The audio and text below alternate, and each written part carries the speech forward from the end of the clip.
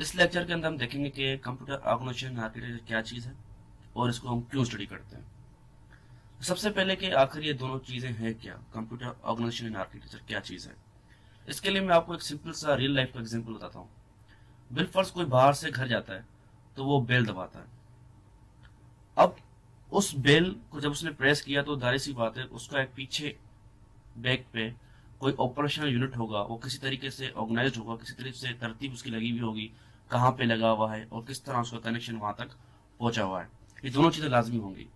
जो जो चीज आपने बेल जो प्रेस किया, जो चीज आपको नजर आ रही है इंसान को, वो कहलाती है आर्किटेक्चर के। उसका तामीर किस तरह हुई है, कौन सी चीज कहाँ पे, ये पता है सामने वाले को।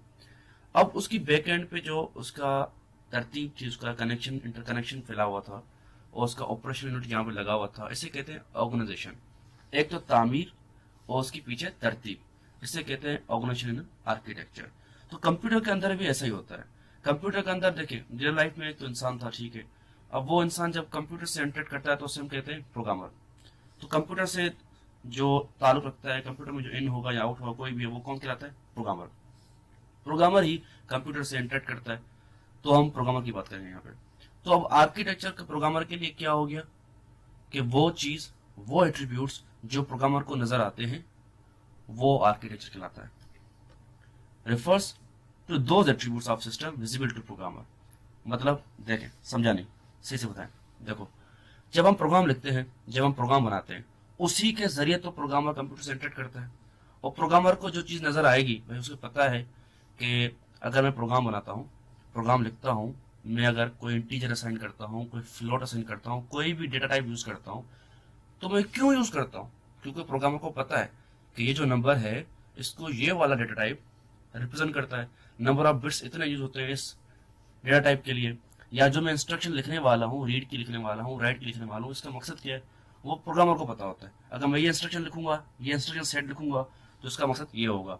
अगर ये डेटा टाइप असाइन करूंगा तो इसका मतलब ये होगा। इस तरह इनपुट आएगा, इस तरह आउटपुट जाएगा, इस तरह एड्रेसिंग होगी किसी भी इंस्ट्रक्शन की। तो ये सारी चीजें पता होती है प्रोग्रामर को, तो उसी के जरिए वो इंटरेक्ट करता है। ये जो चीजें उसको नजर आ रही है प्रोग्रामर को, इसे कहते हैं architecture. refers to those attributes of system visible to a programmer। और इसका डायरेक्ट इम्पैक्ट होता है लॉजिकल एग्जीक्यूशन। जाहिर सी बातों से पता है, मैं इस तरह इनपुट रीड ले रहा हूँ, तो उसने पहले इंस्ट्रक्शन सेट लिखना है रीड का, उसके बाद उसने जो करना है वो करना है, लेकिन आगे पीछे करेगा तो नहीं होगा। तो लॉजिकल एग्जीक्यूशन सारी प्रोग्रामर ही सेट करता है, उसी को पता होता है। तो आर्किटेक्चर का डायरेक्ट इम्पैक्ट होता है लॉजिकल एग्जीक्यूशन ऑफ प्रोग्राम पे। Example, instruction set, number of bits use to represent various data types, numbers, characters, float, ये किस तरह किसको कौन सा डेटा टाइप रिप्रेजेंट करता है, ये सारी चीजें। इनपुट आउटपुट मैकेनिज्म है, टेक्निक्स फॉर एड्रेसिंग मेमोरी है, किस तरह मेमोरी को एड्रेस किया जाता है, किस तरह इनपुट आउटपुट लिया जाता है, ये सारी चीजें जो है प्रोग्रामर को नजर आती हैं, और इसी कहते हैं आर्किटेक्चर। अब दूसरी टर्मिनोलॉजी कि ये ऑर्गेनाइजेशन क्या है। जैसा कि मैंने बताया था रियल लाइफ में कि बेल था और बेल के पीछे तरतीब थी, इंटरकनेक्शन था और ऑपरेशन यूनिट था। इसी तरह ऑर्गेनाइजेशन भी बैक एंड है।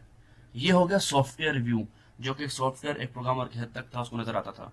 अब पीछे जब इसने इंस्ट्रक्शन सेट लिखा रीड का, पीछे क्या होगा? पीछे तो हकीकत में हार्डवेयर है, और हार्डवेयर किस तरह इंटरेक्ट करेगा, किस तरह चलेगा, इसे कहते हैं ऑर्गेनाइजेशन।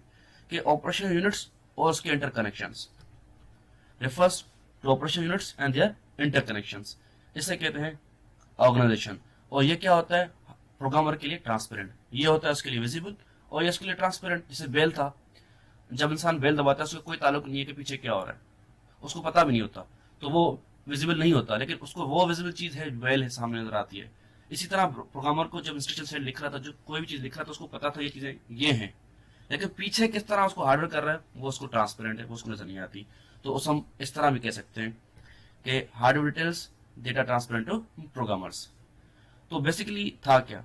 कुछ भी नहीं, जो कि सॉफ्टवेयर व्यू था कि व्हाट टू डू, करना क्या है, वो होता है architecture, and how to do, वो होता है ऑर्गेनाइजेशन। कि कर क्या रहे हो प्रोग्रामर बताता है, और जो उसको चीजें नजर आती हैं वो आर्किटेक्चर, और जी पीछे जो होना है, किस तरह होना है, वो ऑर्गेनाइजेशन, कि उसके पीछे किस तरह तरतीब हुई हुई है ऑपरेशन यूनिट्स और उसके इंटरकनेक्शंस की, इसे कहते हैं ऑर्गेनाइजेशन। उसके लिए एग्जांपल्स, किस किस तरह के सिग्नल्स जनरेट होंगे, किस तरह का क्या होगा, interfaces between computer and peripherals, keyboard and monitor या स्कैनर या प्रिंटर, सबके आपस में किस तरह पेरिफेरल्स के बीच में किस तरह इंटरफेस यूज होगा, मेमोरी टेक्नोलॉजी किस तरह यूज होगी, ये सारी जो चीजें हैं ये ऑर्गेनाइजेशन के अंदर आती हैं। दरअसल कंप्यूटर ऑर्गेनाइजेशन आर्किटेक्चर दो चीजों में मुश्तमिल था, एक था आर्किटेक्चर, दूसरा था ऑर्गेनाइजेशन। ऑर्गेनाइजेशन क्या थी? ऑपरेशन यूनिट्स और उसके इंटरकनेक्शंस, और आर्किटेक्चर क्या था? उसकी बेसिकली लॉजिकल एग्जीक्यूशन, चीजें और उसको चलाना। आर्किटेक्चर उसको चलाना हो गया, और पीछे जो चीजें थी वो था ऑर्गेनाइजेशन, कि किस तरह वो चीजें हैं और किस तरह वो कनेक्ट हुई हुई हैं। तो इस टोटल टर्म का मतलब क्या हुआ कंप्यूटर ऑर्गेनाइजेशन में आर्किटेक्चर का? कि area of science, computer science, that deals with operation units of computer and their interconnection and their logical executions, इसे कहते हैं कंप्यूटर ऑर्गेनाइजेशन एंड आर्किटेक्चर।